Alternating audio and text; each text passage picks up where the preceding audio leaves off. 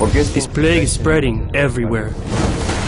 People are assassinated, placed in trunks, left with banners. We just do what needs to be done. Do I think the border is secure? Hell no. This violence, it's not just coming here, it is here. We're in a war, and we need to deal with it that way. My wife comes home, a woman's head is in the front yard. Is this America or is this Iraq? Oh, absolutely. I carry a gun everywhere I go. No president who has the best interest of this nation as it was created would ever do something like this. These guys ought to be criminally tried for what they're doing in this nation.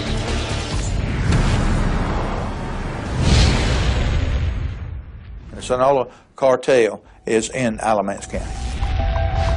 That's why the federal government has designated our area a high-intensity drug area. Ohio has become a distribution point for the Mexican cartels. They have their foothold here.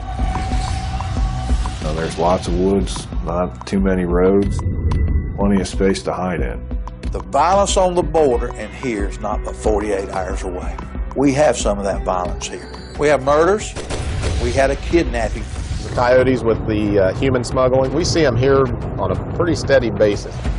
It's not a political issue, it's a national security issue. It's absolutely an invasion of America. And if we don't stop it, innocent people will die.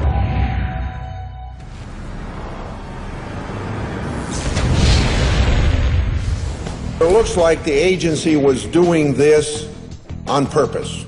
The government actually encouraged gun dealers to sell multiple firearms to known and suspected traffickers. It's inconceivable that you would let weapons walk. The ATF screwed up. I did not authorize it. Eric Holder, the Attorney General, did not authorize it.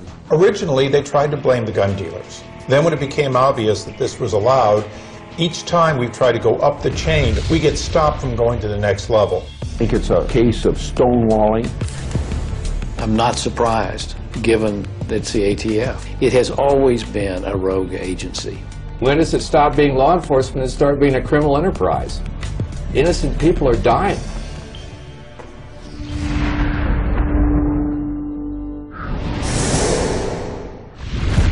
It's a stealth operation. They want to set U.S. firearms policy and undermine our Constitution. The Obama administration is the most radical administration we've ever had. And because the president does see himself as post-American, an arms trade treaty that does contain restrictions on the private ownership of firearms, it's a real possibility. Neither the United Nations nor any other foreign influence has the authority to meddle with the freedoms guaranteed by our Bill of Rights. If it wasn't for the NRA's presence at the United Nations, everything would have been lost years ago. A lot's at stake here.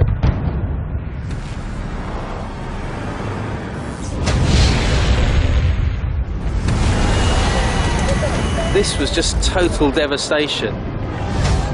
There are pockets of our society that are not just broken, but frankly sick. There you had the British police standing there defenceless against the mob. I recognise in the United States you have the Second Amendment, and I support that. People weren't able to do that here. Our rights were stolen. We don't really have any rights anymore. It's safer to be a criminal. We want our guns back because it was an illegal act. The message to America is stick to your guns and keep your guns. Don't let your government take them away from you. Once they're gone, they're gone. You're not going to get them back.